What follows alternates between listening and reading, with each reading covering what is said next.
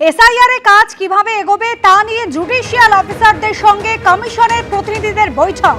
SIR নিষ্পত্তিতে বিচারকদের তালিকা প্রকাশ এবং কমিটি গঠন করা হয়েছে, যে কমিটিতে প্রতিটি জেলার জন্য ৩ জন সদস্য থাকবেন। কমিটিতে থাকবেন জেলা জজ, জেলা শাসক এবং পুলিশ সুপার। একেবারে সুপ্রিম কোর্টের নির্দেশ, সেই নির্দেশ যথাযথভাবে পালন হচ্ছে কিনা তাই কিন্তু খতিয়ে দেখবে এই কমিটি। সরাসরি আমাদের প্রতিনিধি আবির দত্ত রয়েছেন আমাদের সঙ্গে। আবির, একেবারে আগামীকাল থেকে এই কমিটি কাজ শুরু করবে, তার আগে কিভাবে কাজ এগোবে তা নিয়ে বৈঠক এখনো চলছে।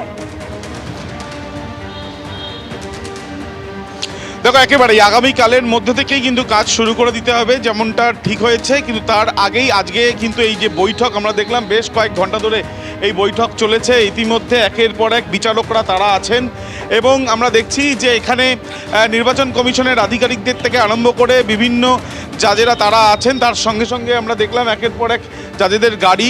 কিছুক্ষণ আগে একটা খবর পাওয়া যাচ্ছে যে এই যে বৈঠকটা ইতিমধ্যে শেষ হয়েছে, বৈঠক থেকে বেরিয়ে তারা অনেকেই যারা যেতে পারেন যে বিভিন্ন রকম কেন্দ্রগুলো রয়েছে, যেমন উত্তর কলকাতায় যেসব বিল্ডিং রয়েছে সেখানে তারা যেতে পারেন। এবং যেটা জানা যাচ্ছে যে এখানে সিবিআই জাজ থেকে আরম্ভ করে সিটি সেশন কোর্টের চিফ জাজ এবং আমরা দেখছি অন্যান্য বিভিন্ন ডিস্ট্রিক্ট জাজেরা তারাও কিন্তু এসে উপস্থিত হয়েছেন। এবং যেখানে আমরা রয়েছি সেখানে আমরা দেখতে পাচ্ছি যে একের পর এক এই যে গাড়ি, সেই গাড়ি কিন্তু এসে এখানে পৌঁছেছে। এবং এই যে বৈঠক ইতিমধ্যে শেষ, প্রস্তুতি দেখা যাচ্ছে যে বৈঠকের পর কিভাবে এই কাজটা এগোনো যাবে, কিভাবে প্রত্যেকটা নির্দেশ পালন করার সঙ্গে সঙ্গে এই স্বাভাবিক প্রক্রিয়ায় যেন এই এসআইআরটা সম্পূর্ণ হয়, সেই ক্ষেত্রে যাতে কোনো জটিলতা না থাকে সেই বিষয়কে নিশ্চিত করার জন্য কিন্তু এক প্রকার রূপরেখা কিভাবে থাকবে সেই বিষয়টা কিন্তু ইতিমধ্যে আলোচনা হয়েছে, এমনটাই জানা যাচ্ছে। এবং আমরা দেখছি যে যারা এখানে উপস্থিত ছিলেন এই বৈঠকে, যে জাজেরা, তাদের গাড়িগুলোরও মুভমেন্ট ইতিমধ্যে শুরু হয়েছে। যেমনটা তোমায় জানাচ্ছিলাম যে এখানে এই একপ্রস্ত বৈঠক শেষ হয়েছে এবং যেটা সম্ভাবনা রয়েছে যে রেকি করতে তারা যেসব বিল্ডিংও যেতে পারেন বা অন্যান্য যে কেন্দ্রগুলোতে যেখানে এসআইআর প্রক্রিয়া চলছে সেখানেও তারা যেতে পারেন। এবং স্ক্রুটিনির এই যে প্রক্রিয়া যাতে সঠিকভাবে চলে সেই জন্যই কিন্তু এই বৈঠকে কিভাবে কাজটা তারা করবেন সেই বিষয়টা নিশ্চিতভাবে প্রত্যেকের সঙ্গে আলোচনা করে নেওয়া। এবং সেই বিষয়টা কিন্তু করার জন্যই আমরা দেখছি আজ সকাল 11টা থেকে এই যে বৈঠক শুরু হয়েছে, সেই 11টার পর এখনও পর্যন্ত প্রায় 2 ঘন্টার কাছাকাছি, 11:10 নাগাদ বৈঠক শুরু হয়েছে, প্রায় 2 ঘন্টার কাছাকাছি এই বৈঠক চলেছে। আমি একবার দেখাতে বলবো দীপ্তেন্দুকে যে যেখানে আমরা দাঁড়িয়ে রয়েছি এখানে আমরা দেখছি যে চিফ জাজ সিটি সেশন কোর্ট তার গাড়ি রয়েছে, পাশে সিবিআই কোর্টের যিনি বিচারক তার গাড়ি রয়েছে। যেটা আমরা খবর পেয়েছিলাম যে পক্সো থেকে আরম্ভ করে পক্সো কোর্ট এবং তার সাথে সাথে যেটা জানা যাচ্ছিল বলতে বলতে আমরা দেখছি আধিকারিকের গাড়ি বেরোচ্ছে, আমরা দেখছি নির্বাচন কমিশনের অবজারভারের গাড়ি বেরোচ্ছে এবং সেই অবজারভারের যে গাড়ি তার সঙ্গে সঙ্গে আমরা দেখছি যারা বৈঠকে উপস্থিত ছিলেন প্রত্যেকে বেরিয়ে আসছেন। সরাসরি সেই ছবি আমরা দেখছি নির্বাচন কমিশনের এই যে সঙ্গে যে বৈঠক হাইকোর্টের নির্দেশে, সরাসরি আমরা দেখছি যে বৈঠকে উপস্থিত ছিলেন আমরা চিফ জাজকে দেখতে পাচ্ছি এবং তার সাথে এখানে এই যে বৈঠক সেরে প্রত্যেকে এসে পৌঁছেছেন। এবং বৈঠক সেরে পৌঁছানোর পর বৈঠক হওয়ার পরে তারা এবার পরবর্তীকালে আমরা দেখছি যে একের পর এক চিফ জাজ সিটি সেশন করে তাকে দেখলাম আমরা সিবিআই কোর্টের যিনি জাজ তিনি গাড়িতে উঠলেন, এই বৈঠক সেরে বেরোচ্ছেন। সরাসরি সেই ছবি আমরা দেখছি।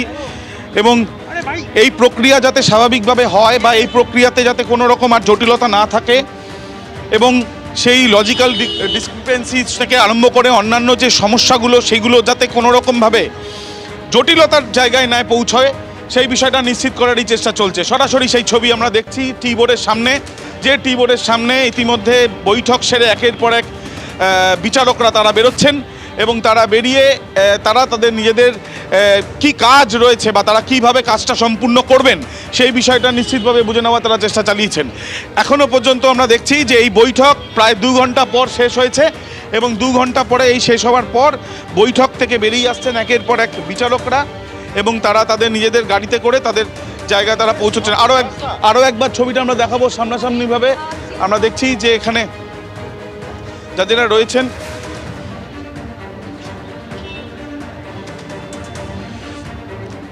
আমরা দেখছি জাজ রয়েছেন।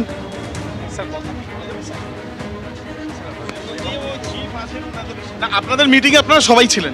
হ্যাঁ, সবাই ছিল। দেখাই গেল যে মিটিংয়ে সবাই ছিলেন। আমরা অনুমতি নিয়ে একজন বিচারকের সঙ্গে কথা বললাম। তিনি যেটা জানাচ্ছেন যে প্রত্যেকে ছিলেন এবং যিনি চিফ রয়েছেন সেই অনুযায়ী তাদের যদি নির্দেশ থাকে সেই ক্ষেত্রে তারা তাদের বক্তব্য দিতে পারেন, এমনটাই তারা বলছেন। বৈঠক ইতিমধ্যে শেষ। এখন দেখার বিষয় এই যে নির্বাচন কমিশনের যে কাজ বাকি রয়েছে নির্বাচনের আগে, সেই কাজ সুষ্ঠুভাবে করার জন্য সুপ্রিম কোর্টের যে নির্দেশ, সেই সুপ্রিম কোর্টের নির্দেশের পর বিচারকদের সাহায্যে বা বিচারকদের মাধ্যমে বলা যায় যে জটিলতার জায়গাগুলো তৈরি হয়েছে সেগুলো সম্পূর্ণভাবে জটিলতা থেকে মুক্তি পাওয়া যায় কিনা, বা এই যে লিস্ট যেটা বেরোবে সেই লিস্ট বেরোনোর আগে যাতে কোনো রকম কোনো কনফিউশন না থাকে সেই বিষয়টা নিশ্চিত করার জন্যই কিন্তু আজকে এই যে বৈঠক, সেই বৈঠকটা হলো আমরা দেখতে পেলাম।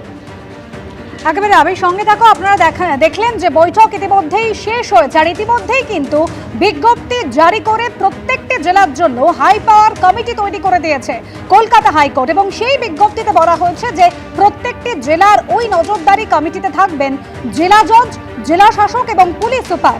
সুপ্রিম কোর্টের নির্দেশ একেবারে যথাযথভাবে পালন হচ্ছে কিনা তাই কিন্তু খতিয়ে দেখবে এই কমিটি, এবং পাশাপাশি প্রকাশ করা হয়েছে এসআইআর নিষ্পত্তিতে বিচারকদের তালিকাও। ইতিমধ্যে কমিটির এই বৈঠক 2 ঘন্টা ধরে চলেছিল, সেই যে বৈঠক ইতিমধ্যেই শেষ হয়ে গিয়েছে। আবির দত্ত আমাদের প্রতিনিধি রয়েছেন আমাদের সঙ্গে সরাসরি। আবির, দেখো একেবারেই এই যে সোমবারের মধ্যে যেটা নির্দেশ হয়েছে, সোমবারের মধ্যে এই কাজ শুরু করে দিতে হবে। রবিবারই আমরা দেখলাম যে যাদেরকে নিয়োগ করা হয়েছে বা যারা মূলত এই কাজটা করবেন বলে হাইকোর্টের তরফ থেকে বা যেটা বলা হয়েছে ডিস্ট্রিক্ট জাজেরা, তারা কিন্তু আজকে তাদের মধ্যে অনেকেই আমরা দেখলাম যে ঠিক টি বোর্ডের এই যে অফিস, সেখানে নির্বাচন কমিশনের আধিকারিকদের সঙ্গে তারা বৈঠক করলেন।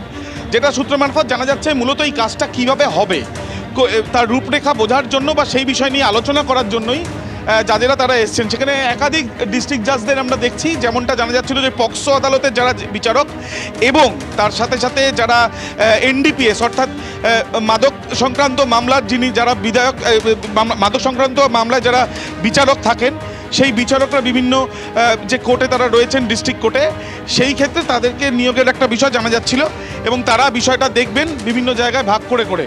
এবং তার সাথে সাথে আমরা দেখলাম যে সিটি সেশন কোর্ট, কলকাতা নগরদারা আদালতের চিফ জাজ, সিবিআই আদালতের যে জাজ তিনিও রয়েছেন বিচারক, এবং তারা এই বৈঠক সেরে এখানে বেরোলেন। এবং একের পর এক যারা বিচারকরা এখানে এসেছিলেন সকাল 11:10 নাগাদ, সেই প্রায় 2 ঘন্টার কাছাকাছি এই বৈঠক চলে। এখন যেটা সম্ভাবনা রয়েছে যে বিভিন্ন যে জায়গায় যেখানে এসআইআর এই যে প্রক্রিয়াগুলো চলছে তার মধ্যে যেসব বিল্ডিংও রয়েছে উত্তর কলকাতার, সেখানে গিয়েও তারা কিন্তু রেকি করতে পারেন বা সেখানে গিয়েও দেখতে পারেন যে কীভাবে কাজ চলছে। সোমবারের মধ্যে কাজ যে শুরু করার যে নির্দেশ এসছে বা যে বিষয়টা সামনে ইতিমধ্যে ঘোষণা করা হয়েছে, তো সেই ক্ষেত্রে বলা যায় যে রবিবার থেকেই তার প্রস্তুতির ছবিটা আমরা দেখতে পাচ্ছি। একেবারে আবির সঙ্গে থাকো। একেবারে 95 জন বিচারকের তালিকা প্রকাশ করা হয়েছে হাইকোর্টের তরফ থেকে।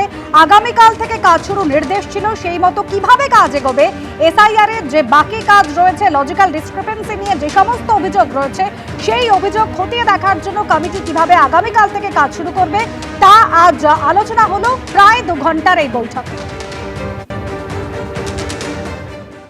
দেখুন, নির্বাচন কমিশনকে ডিএমএসপি যারা নির্বাচন কমিশনের আন্ডারে এখন কাজ করছে, নির্বাচন কমিশনকে তাদেরকে নিয়ন্ত্রণ করতে হবে সঠিকভাবে, যেন তারা নিরপেক্ষ ভূমিকা পালন করেন, আর পালন না করলে সাসপেন্ড করতে হবে ডিএমএসপিকে।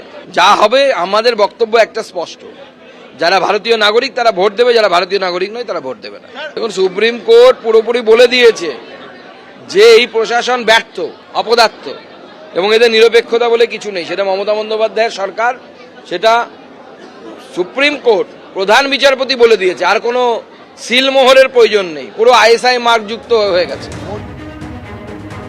মুখ্য নির্বাচনী আধিকারিকের দপ্তর সূত্রে খবর, প্রত্যেক বিধানসভা কেন্দ্রের জন্য একজন করে জুডিশিয়াল অফিসার চাওয়া হয়েছে এবং আগামীকাল থেকেই এই জুডিশিয়াল অফিসারদের নজরদারিতে তথ্য যাচাইয়ের কাজ শুরু হতে চলেছে।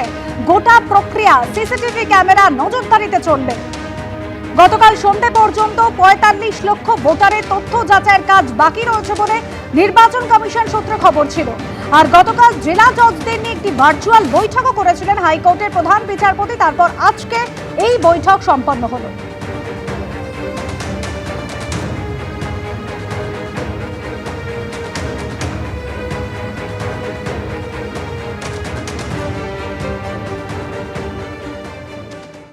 এবিপি আনন্দ, এগিয়ে থাকে, এগিয়ে রাখে।